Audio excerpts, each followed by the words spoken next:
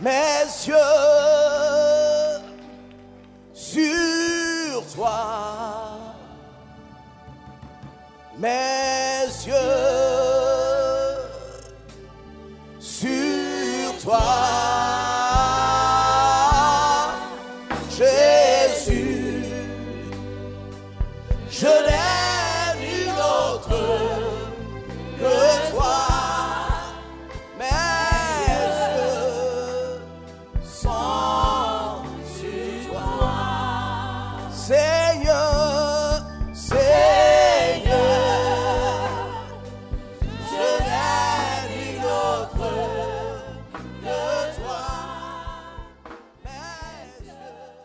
Éternel, nous voulons bénir ton nom ce matin.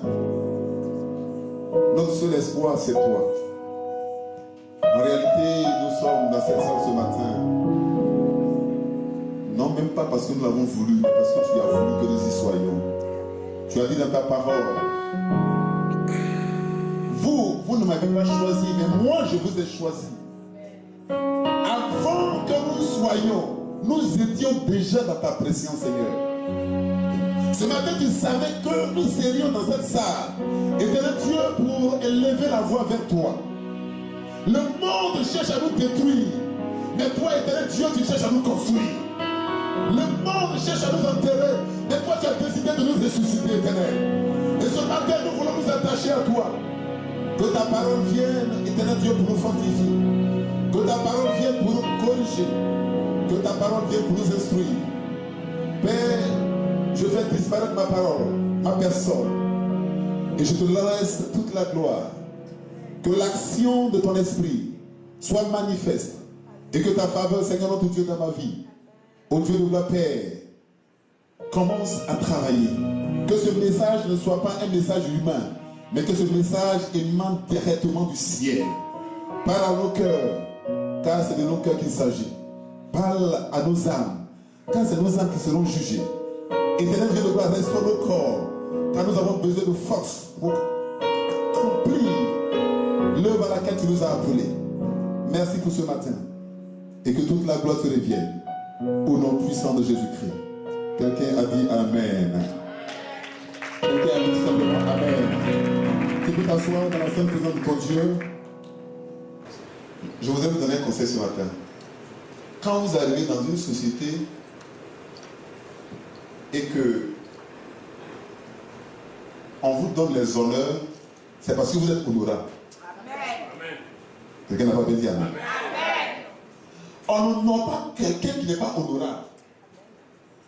Et c'est Dieu qui honore. Et quand Dieu vous honore et que vous fiez les honneurs de Dieu, vous devenez un orgueilleux.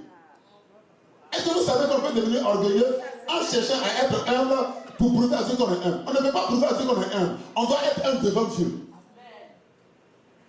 Alléluia. Gloire à Jésus-Christ.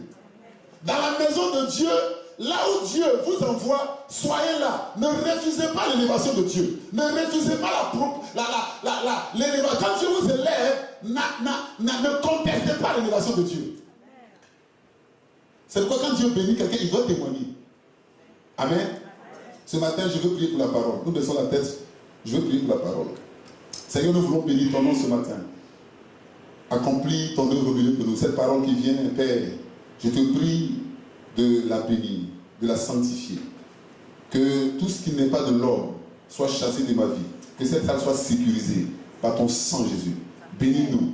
Et qu'à la fin de ce moment, éternel Dieu de gloire, nous sortons de cette salle avec, éternel, une parole qui concerne notre vie. Merci Seigneur parce que tu le fais. Au nom de Jésus-Christ. Amen. Amen. Gloire à Jésus-Christ. Ce matin, je veux bénir le Seigneur pour vos vies. Je voudrais bénir le Seigneur pour le président fondateur de cette église. Il n'y a pas longtemps, les présidents trop, ils étaient à Abidjan, je crois qu'ils l'ont vu. Ils ont vu le siège. Nous avons un siège à Abidjan pour ceux qui viennent pour la première fois. Et c'est ce siège qui pilote toutes les églises McV dans le monde. Amen. Et le président fondateur, c'est l'archevêque Oudia, que Dieu a appelé pour une génération. Pour des personnes qui n'avaient plus d'espoir, mais qui, à partir de l'évangile, Dieu veut reconstruire. Alléluia.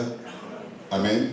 Et c'est le message de la McV. Le message de la McV, c'est d'amener quelqu'un. Il dit, dans les derniers temps, les jeunes auront des visions et les vieillards auront des songes.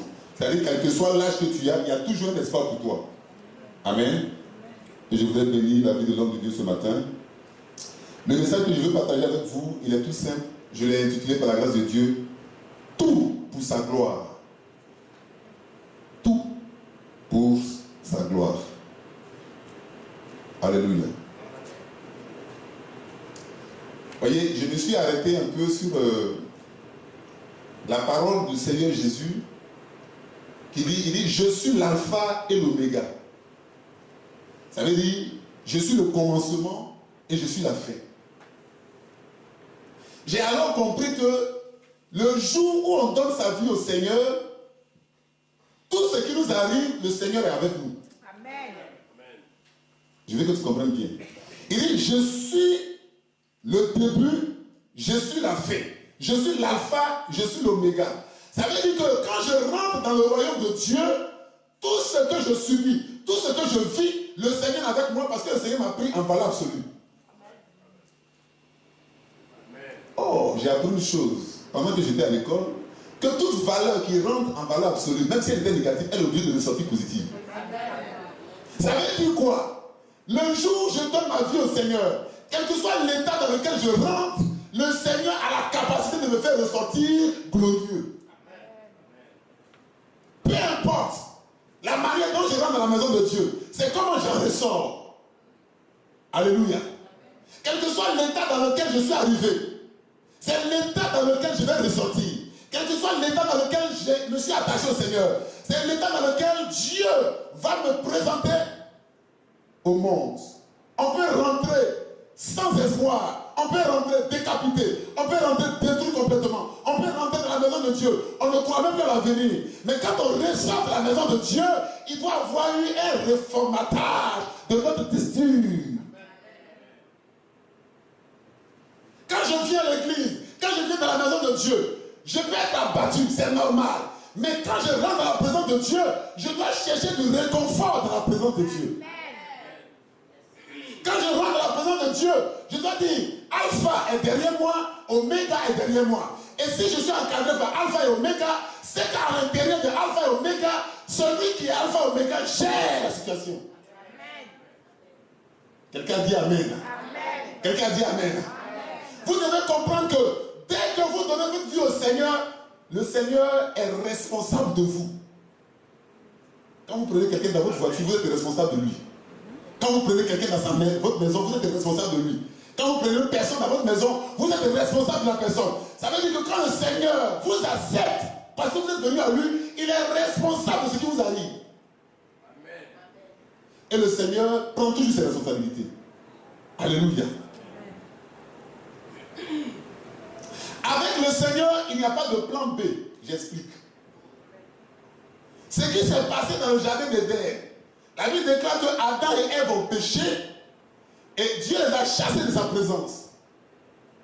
Quelqu'un me dira, mais est-ce que Dieu ne savait pas qu'ils allaient pécher et qu'il les chasserait? Dieu le savait. Ça veut dire que ce qui s'est passé dans le jardin d'Éden n'était pas une situation que Dieu n'avait pas prévue. Dieu l'avait prévue et c'est le même plan A de Dieu qui continue. Amen. Quelqu'un n'a pas bien compris.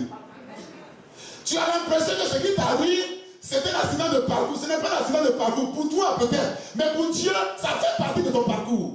Amen. Alléluia. Alléluia. Pour Dieu, c'est le plan A qui est en train de s'exécuter. Pour Dieu, ce n'est pas un plan B. Ce qui vient perturber ton parcours, c'est les éléments que Dieu lui-même envoie pour que tu aies de la carapace, pour que tu aies du tonus, pour que tu comprennes que la vie n'est pas un cadeau, la vie est un combat. Ceux qui sont expérimentés, c'est ceux qui, sur leur parcours, ont subi des situations, qui leur ont donné des leçons, qui leur ont donné de comprendre qu'il peut y avoir des hauts et des bas. Mais au milieu des hauts et des bas, le Seigneur soutient et le Seigneur stabilise. Amen. Tout pour sa gloire. Il dit, je suis l'alpha et l'oméga. Allons dans la Bible, dans le livre de Acte 3. Acte 3.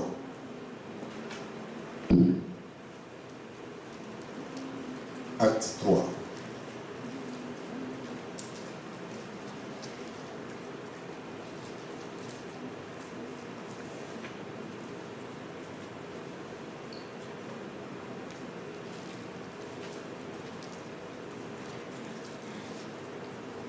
Si quelqu'un n'a pas de Bible, vous suivez avec la personne et vous l'exhortez à acheter une Bible.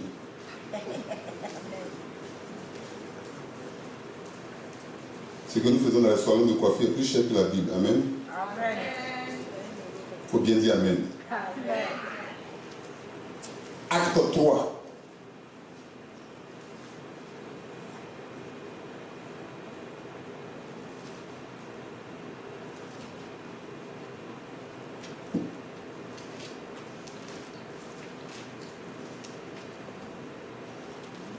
Acte 3. Versets 1 à 16. Je fais un peu de lecture. Pierre et Jean montaient ensemble au temple à l'heure de la prière. C'était la 9e heure, c'est-à-dire entre 14h et 15h. Il y avait un homme boiteux de naissance qu'on portait et qu'on plaçait tous les jours à la porte du temple appelé la Belle, pour qu'il demande l'aumône à ceux qui entraient dans le temple. Cet homme, voyant Pierre et Jean qui allaient y entrer, leur demandant l'aumône. Pierre, de même que Jean, fixa les yeux sur lui et dit, regarde-nous. Et il les regardait attentivement, s'attendant à recevoir de quelque chose. Alors Pierre lui dit, je n'ai ni argent ni or, mais ce que j'ai, je te le donne. Au nom de Jésus-Christ de Nazareth, lève-toi et marche. Et le prenant par la main droite, il le fit lever. Au même instant, ses pieds et ses chevilles devinrent fermes. D'un saut, il fut debout et il se mit à marcher. Il entra avec eux dans le temple, marchant, sautant et louant Dieu. Tout le monde le vit marchant et louant Dieu. Il reconnaissait que c'était celui qui était assis à la belle porte du temple pour demander l'aumône. Et il fut rempli d'étonnement et de surprise au sujet de ce qui lui était arrivé. Comme il ne quittait pas Pierre et Jean, tout le peuple étonné accourut vers eux au portique dit de Salomon. Amen.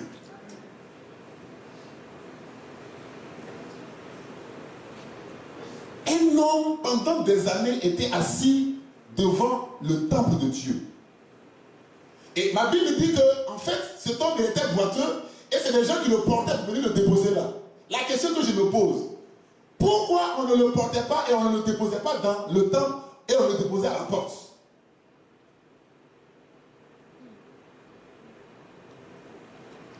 Quand vous êtes handicapé, les gens vous déposeront toujours là où ils veulent vous déposer.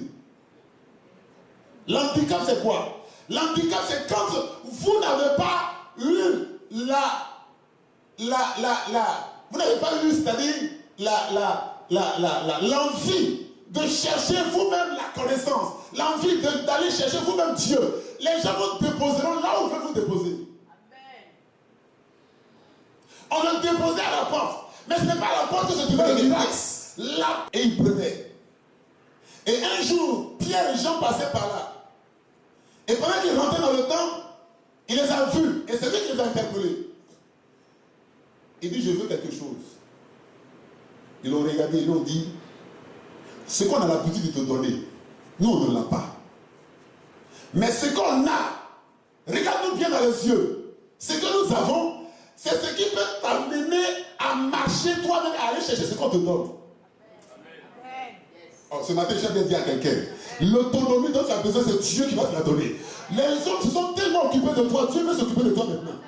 Ce homme était devenu un cas social, mais un cas de société, un cas social, ta vie de cas social doit cesser, doit s'arrêter. Il y a un temps où on s'occupe de toi, mais il y a un temps où toi-même tu dois prendre tes responsabilités. Cet homme était resté là pendant des années. Et quand Pierre et Jean l'ont vu, ils ont compris qu'on ne va pas continuer à lui donner du poisson, mais on va lui apprendre à pêcher. Regarde-nous bien dans les yeux. Et tu verras qu'il n'y a pas d'or, il n'y a pas d'argent. Mais il y a lève-toi et marche. Il y avait lève-toi et marche dans les yeux de Pierre et Jean. Il y avait lève-toi et prends tes responsabilités. Quand ils ont déclaré la parole, l'homme s'est levé et il a commencé à marcher. Il a commencé à sauter. Il a commencé à louer. Tous ceux qui étaient à l'intérieur et qui voulaient l'empêcher de sauter, de louer, comme lui, ces personnes ont été dans la confusion. Mais qu'est-ce qui s'est passé? Ce même temps, le Seigneur Jésus a fait plusieurs fois ce culte là. Ce même temps, le Seigneur Jésus a été là plusieurs fois. Mais il n'a jamais guéri cet homme. Ça veut dire que cet homme, au temps du Seigneur Jésus, était déjà exposé là, était déjà déposé là. Mais le Seigneur l'a toujours dépassé. Mais il avait été réservé pour le miracle qui devait venir de Pierre et de Jean. Amen. Il y a des situations difficiles qui ont été réservées pour toi, parce que c'est toi qui as la solution. Amen. Il y a des situations qui ne bougeront pas tant que tu ne viendras pas. Il y a des situations qui ne pourront pas bouger tant que tu ne parleras pas. Il y a des situations qui ne pourront pas changer tant que ta main n'interviendra pas dans cette situation. Que tu le veuilles, que tu ne le veuilles pas, que tu le fuis, que tu ne le fuis pas, les situations t'attendront. Et quand tu viendras, tu mettras de ta main dans cette situation, alors elles bougeront. Amen.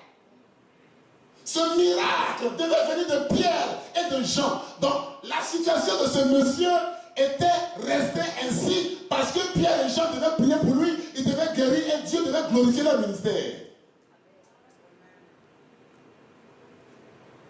Il y a des situations pour lesquelles tu pries. Elle ne change pas, elle ne bouge pas, parce que les situations pour lesquelles tu pries, l'homme, la femme qui est mandaté pour t'accompagner dans leur déblocage n'est pas encore arrivé. Je te dis la vérité. Il y a des jeûnes, il y a des cris, des jeûnes, des prières que tu fais, rien ne bouge. Parce que celui qui a la capacité de décanter la situation, Dieu ne l'a pas encore mandaté. Mais c'est déjà décret dans le ciel. Dieu a déjà dit, tu seras béni. Mais tant qu'il n'y a pas de déclic, tant qu'il n'y a pas la connexion, Dieu regarde la situation et Dieu se dit, lorsque la situation sera à son apogée, quand tu seras complètement down, c'est-à-dire que tu n'y crois plus, c'est alors que Dieu commencera à travailler. Dieu ne travaille pas dans ta vie pendant que tu es à l'aise. Dieu commence à travailler quand tu es complètement down, à terre, quand tu ne crois plus. Alors Dieu rentre en scène. Le Seigneur n'arrive pas à rentrer en scène parce que tu as encore de la force en toi. Le Seigneur n'arrive pas à rentrer en scène parce que quand Dieu se glorifiera, il ne verra pas sa gloire dans ta situation. Quand Dieu interviendra, il ne sentira pas que toi-même tu as vu sa main intervenir. Mais quand l'Éternel se rend compte que la situation que tu traverses est arrivée à un sommet où tu ne tiens plus, où tu risques d'abandonner, alors le Seigneur rentre en jeu et dit, à cet instant précis, maintenant j'ai décidé de te libérer. J'envoie un ange de l'Éternel pour venir changer ta situation. Parce que Dieu veut que tu aies un témoignage. Cet homme devait avoir un témoignage, mais les hommes de Dieu aussi devaient avoir un témoignage. C'est-à-dire que leur témoignage, que Dieu guérit encore, devait rentrer dans le temple. Et cet homme, tous ceux qui l'avaient dépassé, tous ceux qui l'avaient méprisé, devaient comprendre que sa situation n'était pas ainsi parce que Dieu voulait le punir. Sa situation était ainsi parce qu'il devait avoir un témoignage. Amen. Tu souffres parce que tu dois avoir un témoignage. Tu es trémolé dans la ville parce que tu dois avoir un témoignage. Tu es humilié par ce que tu as aidé hier parce que tu dois avoir un témoignage. Tu es abandonné par ce que tu as aidé hier parce que tu dois avoir un témoignage. C'est ton témoignage qui t'amène dans la situation dans laquelle tu es. Quand il n'y a pas de ténèbres, le jour ne peut jamais s'annoncer. Quand il n'y a pas de ténèbres, le jour ne pourra jamais s'annoncer. Quand il n'y a pas eu de situation de crise, oh, Christ ne pourra pas rentrer en jeu dans ta vie. Mais c'est pour sa gloire. Ça veut dire que tout ce qui se passe, Dieu sait. Mais Dieu veut se glorifier. Dieu sait que ta situation n'est pas facile. Il le sait. Pendant que tu en parles, il le sait. Pendant que tu cries à lui, il le sait. Le peuple d'Israël a crié à Dieu pendant 400 ans. C'est comme s'il n'entendait pas. Il attendait, mais il n'écoutait pas. Mais quand Dieu a décidé d'écouter les cris, il a envoyé Moïse. Il dit, Moïse, mon peuple est fatigué. C'est-à-dire qu'ils ont atteint leur seuil de ténacité. Ils ne peuvent plus tenir. Maintenant, va les délivrer. Quand le temps de la délivrance arrive, c'est au moment où tu ne t'y attends plus. Quelqu'un comprend la pensée de Dieu ce matin? Amen. Dieu ne viendra pas te sauver d'une situation pendant que tu tiens encore. Dieu ne viendra pas te sauver dans une situation pendant que c'est encore évident que tu peux t'en sortir. Chaque fois que tu as encore des forces humaines, Dieu te regarde. Mais quand tes forces humaines vont t'abandonner, le Seigneur va envoyer un ange pour venir décanter ta situation. Amen. Voilà Jésus. Amen. Il était boiteux. Il était condamné. Il était abandonné. Mais Dieu regardait à sa situation. Quel que soit là où tu as été abandonné, dans ta marche avec le Seigneur, quel que soit là où tu as été condamné, dans ta marche avec le Seigneur a prévu l'avocat de justice qui s'appelle le Seigneur Jésus-Christ. Il venait te faire sortir de prison. Quel que soit le tribunal dans lequel tu es, chaque fois que nous sommes dans une situation délicate, une situation de crise, avec les œuvres des ténèbres, ça veut dire que nous sommes au tribunal. C'est un tribunal spirituel. Le procureur qui est le diable crie contre nous. Le juge qui est Dieu lui-même, il attend. Et l'avocat qui est Christ, il prend notre dossier et il le présente. Il dit, je suis mort à la croix à cause de ce frère, à cause de cette soeur. Ce que le procureur, le diable dit, c'est vrai. Mais même si c'est vrai, j'ai déjà payé pour ce qui dit que c'est vrai. Le procureur peut avoir raison, mais l'avocat a la capacité de démonter le dossier du procureur. Le procureur peut avoir les preuves, mais l'avocat a la capacité d'avoir des preuves contre des preuves. Je suis en train de dire à quelqu'un, l'ennemi s'est levé contre toi, mais Dieu aussi s'est levé pour te donner la capacité de détruire les œuvres du diable. Tu as la capacité. Ce matin, je parle à quelqu'un qui a la capacité. Ce matin, je parle à quelqu'un qui a la capacité. Tu es capable. Même si il t'a été annoncé que tu es incapable, je te dis ce matin par l'Esprit de Dieu que tu es capable. Ta capacité n'est pas liée à ce que l'homme pense. Ta capacité est liée à ce que Dieu a déclaré sur toi. Tout pour sa gloire. Même quand tu es dans le malheur, c'est pour que Dieu soit glorifié. Même quand quelqu'un te fait du mal, c'est parce que Dieu veut se glorifier au travers du mal qu'on te fait. Tu devrais comprendre que le jour où tu es rentré dans la maison de Dieu, tout doit concourir à ton bien. Il dit tout concourt au bien de ceux qui aiment Dieu et qui sont appelés selon son dessein. C'est-à-dire que ce que Dieu a décidé, Dieu t'a décidé, donc Dieu sait comment il a fait le schéma. Le schéma de ta vie, c'est Dieu qui l'a fait. Quel que soit le malheur, même la mort qui frappe dans ta maison, cette mort, c'est pour que Dieu soit glorifié. Ça peut paraître paradoxal, mais comment le malheur peut devenir le bonheur? Mais parce que, au travers de ce malheur, Dieu veut changer la situation en bonheur pour toi. L'homme a souffert pendant des années. Mais quand Pierre est arrivé, quand Jean est arrivé, Pierre c'est l'image de la puissance, parce que c'est à lui que Dieu a donné l'église. Jean c'est l'image de l'amour. Donc quand la puissance et l'amour se mettent ensemble, là, le miracle de Dieu se produit. Quand la puissance de Dieu, c'est peut-être que vous priez pour quelqu'un sans amour, rien ne se passe.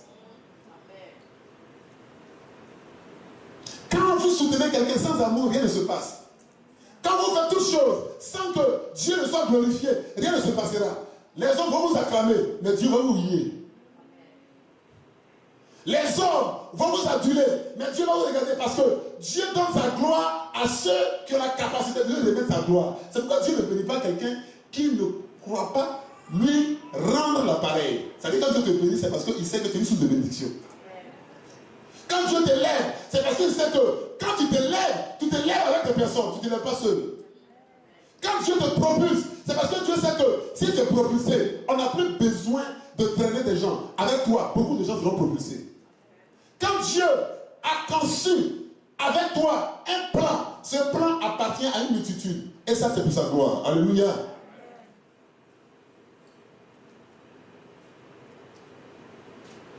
Allons dans le livre de Jean. Le livre de Jean, Jean 11, verset 4. Jean 11, verset 4. Jean 11, verset 4.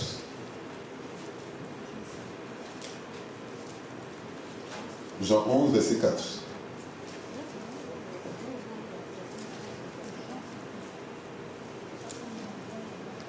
Jean 11, verset 4.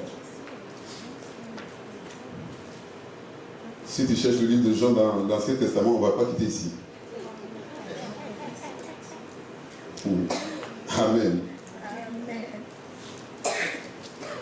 Jean 11, verset 4. Il dit, après avoir entendu cela, Jésus dit, cette maladie n'est point à la mort, mais elle est pour la gloire de Dieu, afin que le Fils de Dieu soit glorifié par elle. Un homme du nom de Lazare, ils ont annoncé au Seigneur qu'il est malade.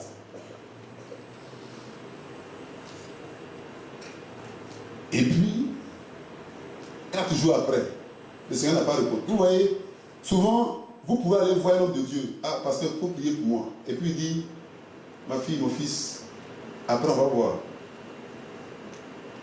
Ce n'est pas parce qu'il ne va pas prier pour vous, mais parce que Dieu ne lui a pas donné le mandat.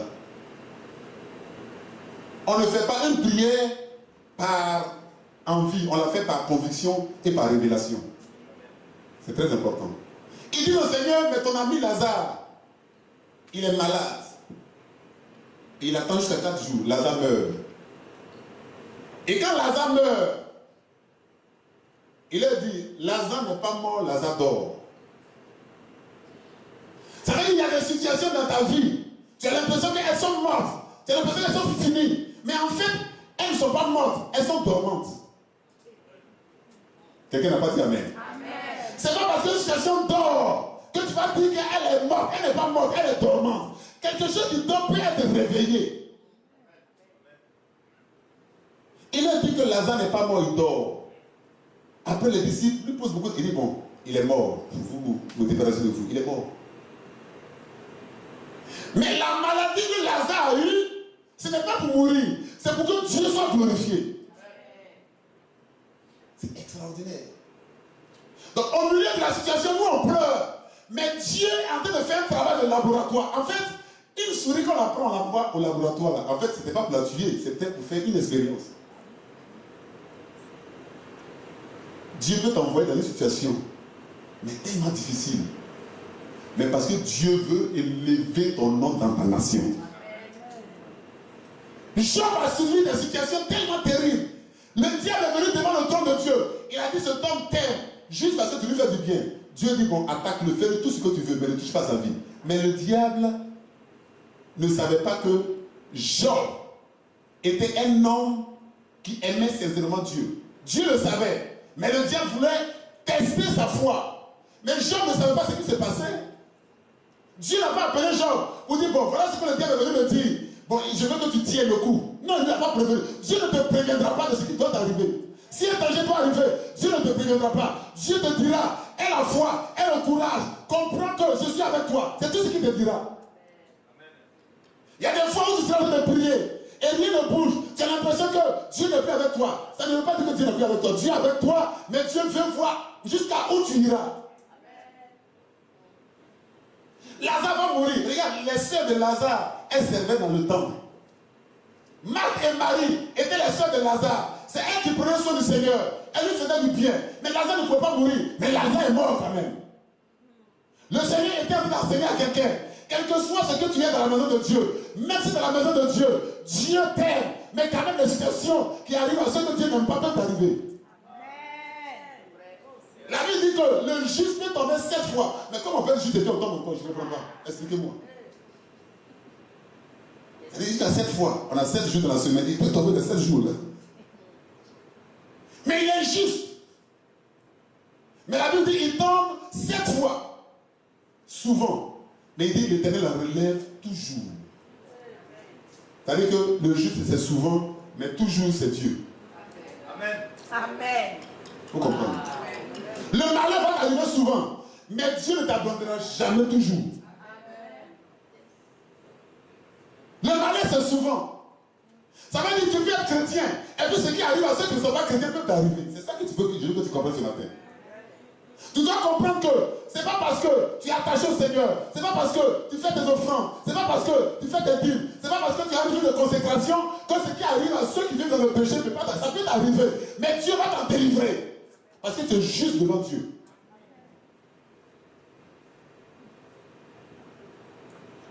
Alléluia. Lazare meurt. Quand le Seigneur arrive, il dit cette maladie, ce n'est pas pour qu'il meurt, mais c'est pour vous montrer que j'ai la capacité de ressusciter une situation, même la plus pourrie. Lazare était mort, il était pourri 4 jours, il est mort. Il dit enlevez la pierre. C'est-à-dire que ce que vous pouvez faire, faites-le. Mais je vais déclarer une parole. Et quand il déclare la parole, Lazare sort du tombeau. Quel que soit le tombeau dans lequel tu t'es retrouvé, la possibilité de te faire sortir du tombeau est encore là. Il n'y a aucune situation qui peut te retenir. Il n'y a aucune situation qui peut te maintenir. La situation est entre les mains du Seigneur. Dieu la maîtrise. Lazare n'est pas mort. Lazare dort. Moi, l'Éternel, je le ressusciterai. Tes affaires ne sont pas mortes. Tes affaires sont dormantes. Les partenaires financiers qui t'ont abandonné, ces partenaires reviendront et ils reviendront travailler avec toi. Des gens avec qui tu as travaillé hier, avec qui tu as gagné beaucoup d'argent, ils reviendront vers toi et ils diront, on a travaillé en vain, on s'est séparés, mais je reviens travailler encore avec toi. Je te parle par le fou de Dieu. Tout pour la gloire de Dieu. Tout ce qui se passe, c'est parce que Dieu veut se glorifier. Mais on peut ne pas comprendre. On peut ne pas savoir. Des gens avec qui tu as vécu, à un certain moment peuvent te lâcher. Parce que tu es en train de rentrer dans une phase turbulente.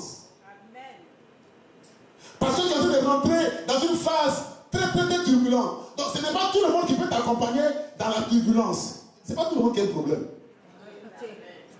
Hein? C'est pas tout le monde qui a un problème, hein? Il y a des femmes, si tu l'as prise là, tu avais l'argent. Si tu commences à perdre ton argent, toi. Quand Job a commencé à avoir des problèmes, sa femme lui a dit, monsieur mon mari, je veux que tu maudisses Dieu. C'est pas parce que la femme était mauvaise, hein? Écoutez, la capacité de Job de tenir n'était pas la même capacité que sa femme. Autour de vous, la foi que vous avez, ce n'est pas forcément cette même foi que tous ceux qui sont autour de vous ont.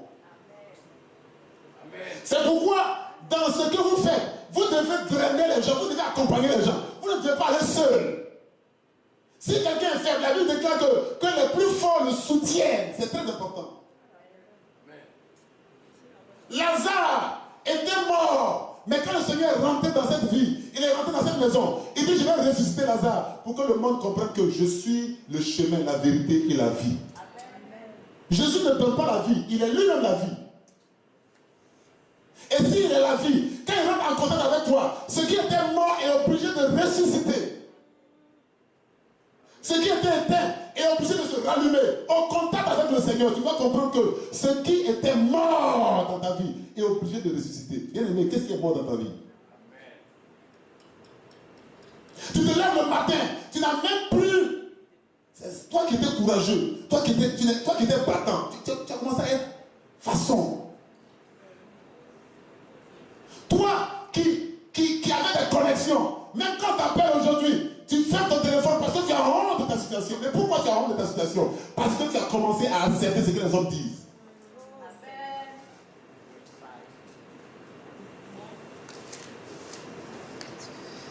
Tu dois comprendre que Lazare n'est pas mort. Lazare dort. Et c'est Jésus qui peut le ressusciter. Son frère, sa soeur, ses parents ont dit, il est déjà mort. Marthe a commencé à pleurer. Marie a commencé à pleurer. Mais la Bible déclare et le Seigneur pleura. Est-ce que vous savez pourquoi le Seigneur a pleuré? Quand tu vas au funérailles, il faut accompagner les gens dans les pleurs pour les soutenir. Mais ça ne veut pas dire que tu pleures. Quelqu'un n'a pas dit amen. Amen. Le Seigneur a pleuré, il a dit que je peux pleurer comme vous, mais je ne vais pas m'arrêter au pleurs, je vais le ressusciter. Je vais me lamenter comme vous, mais je ne vais pas me limiter aux lamentations. Je vais l'enlever du tout et vous comprendrez que je suis humain comme vous, mais je suis Dieu pour ressusciter. Quand vous êtes chrétien, tout ce que les gens pensent, vous pouvez le penser aussi comme humain, mais à une certaine dimension, vous élevez le niveau. Amen. Tu rentres partout, oh ça va, en France la violence ça va pas, oh avec les djihadistes là. Mais pourquoi tu dis ce que tout le monde dit jusqu'au point où tu commences à croire ce que tout le monde dit? Les gens disent que ça ne va pas parce qu'ils veulent entendre ce que toi tu vas dire. Les gens disent que non, c'est trop difficile. Mais ils attendent ce que tu vas dire. Soit tu confirmes, soit tu infirmes. Soit tu valides, soit tu invalides. C'est ce que tu vas dire qui va accompagner le processus ou qui va arrêter le processus. Non, t'es dur. Non, t'es pas dur. Non, t'es doux. Non, t'es souple. Oh, quelqu'un n'a pas dit amen. Amen. Affaire d'église, c'est trop difficile. Non, c'est pas difficile. C'est le seul endroit où on se sent bien. Amen. Affaire de foyer, c'est trop compliqué. Non, mon frère. Affaire de foyer, c'est trop doux. Quelqu'un n'a pas dit amen. Quelqu'un n'a pas dit amen. Quelqu'un n'a pas dit amen. Pendant que les gens veulent t'accompagner à gauche, va à droite. Parce que tu dois changer la situation en faveur de l'atmosphère. C'est toi qui fais l'atmosphère. Ce n'est pas l'atmosphère qui te fait.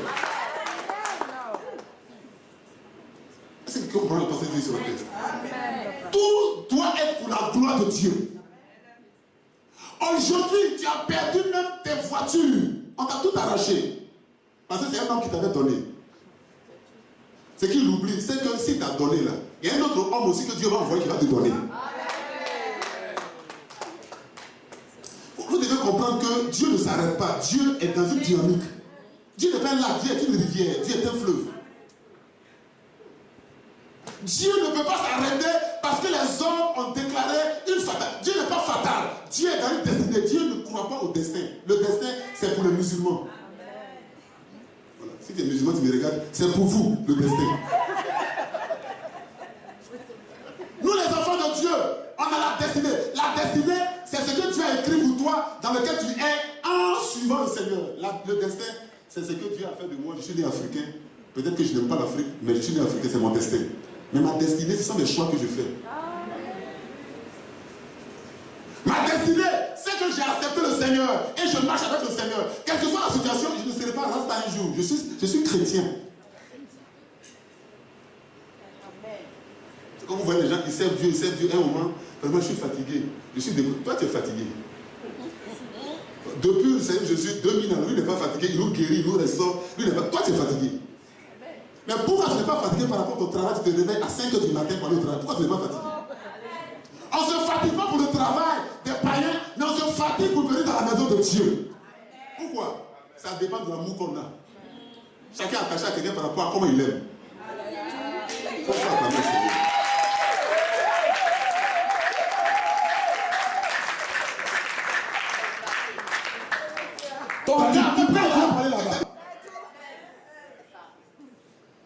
Si c'est une parole de connaissance, dis Amen. Mais venir dans la maison de Dieu, où tu vas venir te construire, où tu vas venir te bâtir, où tu vas venir te refaire, où tu vas venir te reparamétrer. Parce que dans ton disque là, il y a trop de virus. Tu n'as pas bien compris. Dieu va te donner un antivirus qui va tout nettoyer. Oh, je suis en train de dire une femme. Dieu va nettoyer ta vie. Dieu va nettoyer ta vie. Tout ce qu'on a dit sur toi, Dieu va tout nettoyer. Et un homme va te prendre. Même s'ils ont dit que tu as été prostituée, l'homme va venir. Il va dire que c'est la prostituée que j'aime. Il va dire que c'est parce que tu as été ancienne prostituée même que je t'aime. En cet instant que tu connais le travail.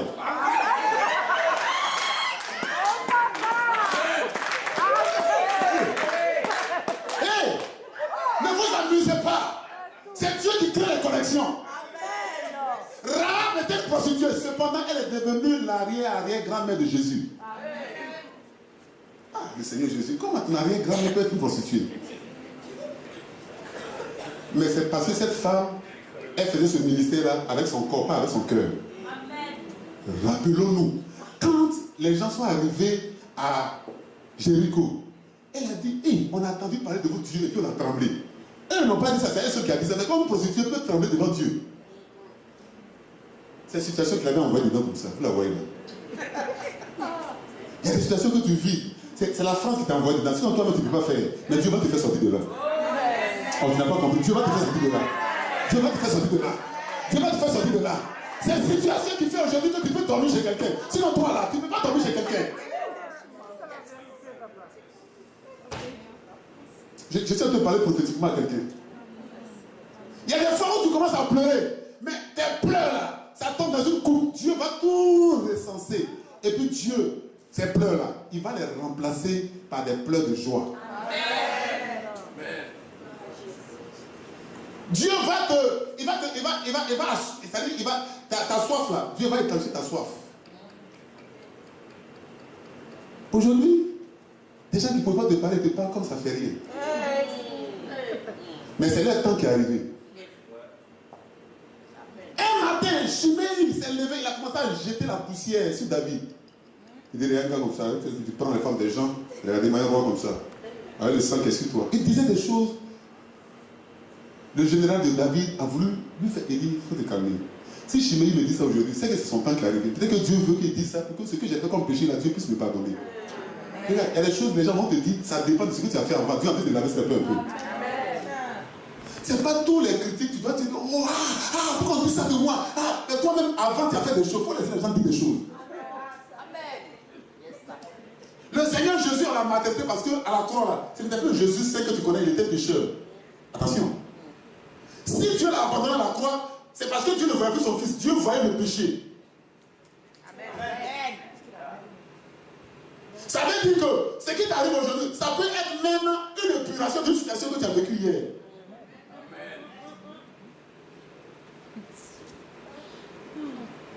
Peut-être ta femme a pu te frapper, mais ça dépend des femmes que tu as frappées avant. Exemple.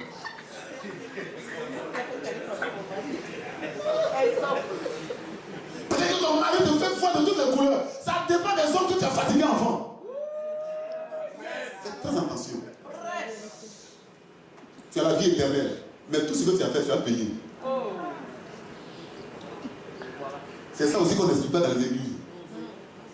Tu vois, quand tu te blesses là, même quand la plaie guérit, la cicatrice est là, j'ai une plaie ici, je faisais des pièges en Afrique quand j'étais petit. Ça est toujours là. Mais ça fait 30 ans. J'avais quoi? J'étais un enfant. Mais ça y est toujours là. Quand je me vois, je me rappelle du piège que je faisais. Et puis c'était pour attraper une souris.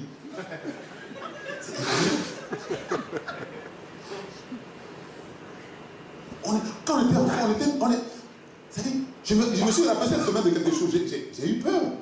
On prend de l'huile chaude, une rouge chaude, on met dans une seringue et puis on injecte des grenouilles. C'est la confession, mes amis. Mais tu peux trouver ça en honneur. Tu peux penser que c'est rien du tout. Mais c'est ça que tu as posé contre la nature, contre les animaux. Ça te suit.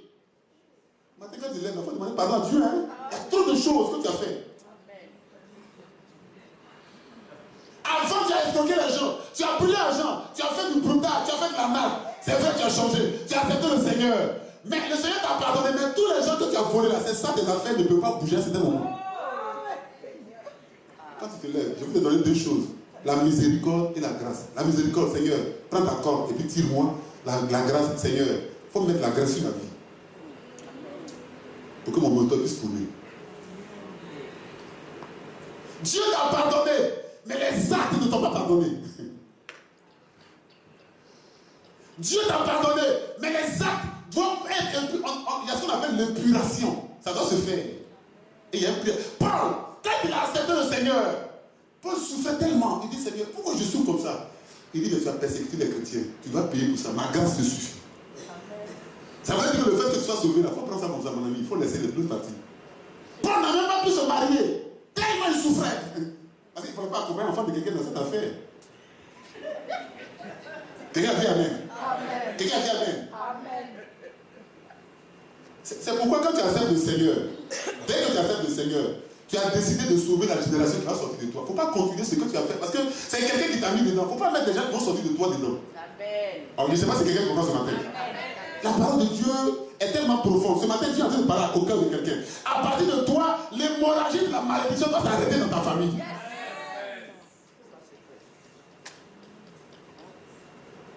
Tout pour sa gloire. Tout ce que je fais, est-ce que Dieu est glorifié ou bien est-ce que moi je suis glorifié? Il faut chercher à être un chrétien du peuple, pas un chrétien populaire. C'est vérité, ma Bible. Tu ne dois pas être un chant populaire, tu dois être un chant du peuple.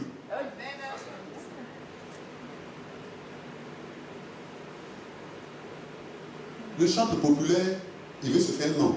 Le chant du peuple, il veut partir le peuple. Némrod était en train de construire une tour pour se faire un nom.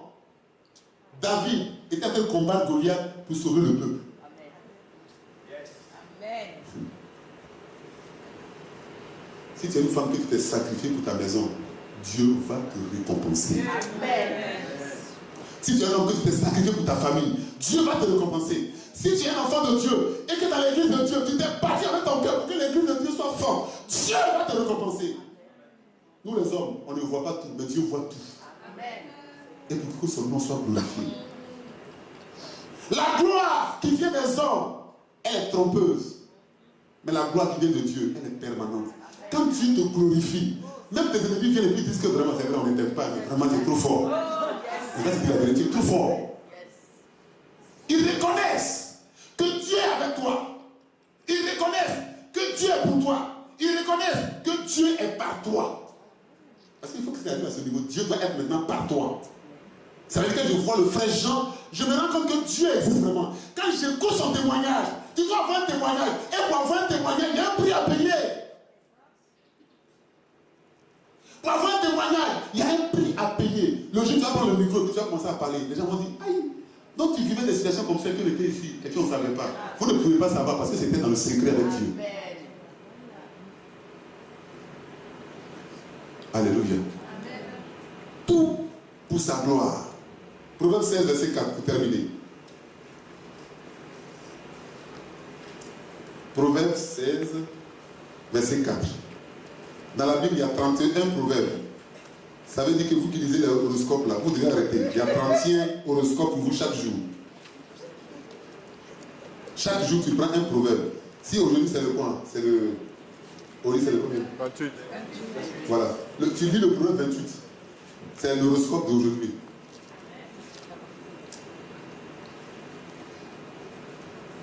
Tu es chrétien, tu continues toujours de lire Arlequin, au lieu de lire la Bible. Alléluia. Lisez la Bible. Il y a beaucoup de belles histoires dans la Bible. Il dit, verset 4, Proverbe 16, verset 4, il dit, l'Éternel a tout fait pour un but, même le méchant pour le jour du malheur. La version d'Arby dit, l'Éternel a tout fait pour lui-même. C'est-à-dire que tout ce que Dieu a fait là, c'est pour lui-même. En fait, est-ce que vous savez pourquoi on ne se suicide pas? Parce qu'on ne s'appartient pas. Quand tu te suicides là, tu viens de tuer l'enfant de Dieu. Quand tu te fais du mal, tu viens de faire du mal à un enfant de Dieu. Donc toi-même, tu ne t'appartiens pas. Et l'Éternel a créé toutes choses pour un but. Et il a créé le jour du malheur pour le méchant. Ça veut dire qu'il y a un jour qui est réservé aux méchants. Mais c'est qui le méchant? Le méchant, c'est celui qui n'est pas juste. Mais c'est qui le juste? Le juste, c'est celui qui n'a pas été justifié. Mais qui n'a pas été justifié? C'est celui qui n'a pas reçu le Seigneur. Mais qui n'a pas reçu le Seigneur? C'est celui qui n'est pas venu se répandre devant le Seigneur pour dire, Seigneur, j'ai péché, comme le ciel et la terre. Mais je te reconnais comme mon Seigneur et mon sauveur personnel. Donc être juste, c'est avoir accepté le Seigneur. Le contraire du méchant ici, ce n'est pas le gentil, c'est le juste. Le méchant, c'est celui qui va contre l'œuvre de Dieu. Le méchant, c'est celui qui combat les choses de Dieu. Le méchant, c'est celui qui encourage aux hommes de faire toutes choses contre l'œuvre de Dieu. Chaque fois que vous êtes dans un environnement et que la parole de Dieu est contestée et que vous ne dites rien, vous êtes celui qui cautionne les choses qui arrivent dans cette terre. Vous devez dire votre mot. Vous devez vous prononcer. On doit savoir si vous êtes chrétien ou pas. Vous n'avez pas le droit de vous taire parce que Dieu se glorifie au travers de vous. L'Éternel vous a mandaté. En réalité, vous êtes nés parce que Dieu veut accomplir un but au travers de vous. Et le méchant ne doit pas prospérer pendant que vous êtes juste et que vous êtes dans l'endroit. Tu ne peux pas être un enfant de Dieu, être dans un endroit et puis il y a le trésor dans l'endroit et puis tu ne dis rien. Il y a un problème. Même si tu ne fais pas ce que les gens disent et que tu ne dis rien, c'est que tu es avec eux. C'est ça aussi. Vous avez des amis, ils fument, ils boivent. Le samedi, avant de venir à l'église, ils s'en vont en boire tout. Et puis, vous vous retrouvez. Ah, ça va, ça s'est bien passé là-bas? C'est pas sérieux. Vous devez apprendre à comprendre que quand quelqu'un vous fréquente, c'est parce que la personne doit pouvoir tirer quelque chose de vous. Dieu doit se glorifier dans votre vie au travers de sa vie. Sinon, Dieu ne vous mettrait jamais ensemble. Quand Dieu met deux personnes ensemble, ça veut dire qu'il y a quelque chose, donc, j'ai besoin de toi, il y a quelque chose dont tu as besoin de moi. Sinon, on ne peut pas être ensemble. Tout pour un but. Même le méchant pour le jeu. C'est pourquoi ne vous battez pas, ne vous débattez pas pour chercher à nuire au méchant. Dieu a déjà réservé un jour pour le méchant. Amen. Ne vous levez pas comme vos grands-mères. Ne vous levez pas comme vos mères. Ne vous levez pas comme vos pères. En Afrique, on vous appelle tel est sorcier, tel est sorcière. C'est tel qui fait que tu n'arrives pas à te marier. Il faut laisser ça. Il faut te concentrer sur toi. Amen. Hein? Bon, lui il est sorcier, toi c'est quoi? Ta mère est sorcière, je suis d'accord. Maintenant, toi, tu es quoi? Toi qui as vécu dans son sein pendant 9 mois, toi, tu es quoi? Toi qui as têté son sein, toi, tu es quoi? Vous devez comprendre que tout ce que le diable fera, c'est pour vous dénaturer, c'est-à-dire que vous détournez de la voie de la prière et de la vie de consécration. C'est ce qu'on appelle l'esprit de distraction. Il y a un but. Dieu a déjà réservé, c'est-à-dire un trou pour tous ceux qui font le mal. Donc vous devez comprendre que soit je fais le mal, ce que Dieu a réservé comme malheur, ça m'arrivera. Soit je m'attache au bien, ce que Dieu a réservé aussi pour ceux qui font le bien, ça s'attachera à ma vie. Tu fais un choix. Même le diable, il sait qu'un jour sera condamné, mais il sait que Dieu ne peut pas le condamner maintenant. Même les démoniaques, les sataniques, ils savent que ce qu'ils font n'est pas bon, mais ils sont dedans quand même, parce qu'ils ont vendu leur âme au diable. Amen. Et un chrétien doit savoir ce qu'il fait. Un chrétien doit être chrétien par conviction, pas par émotion. Amen. Ce matin, je suis venu parler au cœur de quelqu'un. Ce matin, je suis venu parler à l'âme de quelqu'un. Pour dire, tout ce que tu vis, c'est Dieu qui veut se glorifier. Tout ce que tu subis, c'est Dieu qui veut se glorifier. Tout ce que tu traverses, c'est Dieu qui veut se glorifier. À condition que tu restes dans l'alpha et l'oméga. Attention. À condition. Si tu sors de l'alpha et l'oméga, Dieu n'est plus responsable de toi. Quand tu sors de ma maison, tu n'es plus responsable de moi.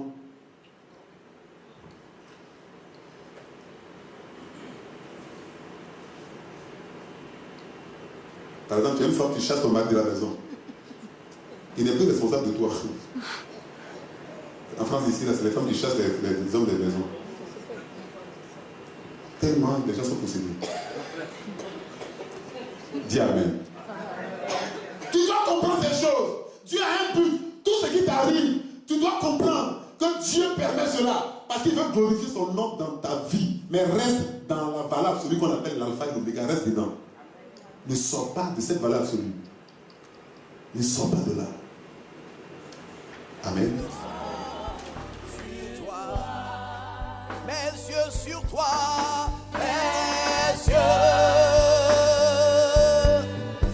sur toi, mes yeux sur toi, Jésus, je n'ai nul autre que toi. Mes yeux sont sur toi.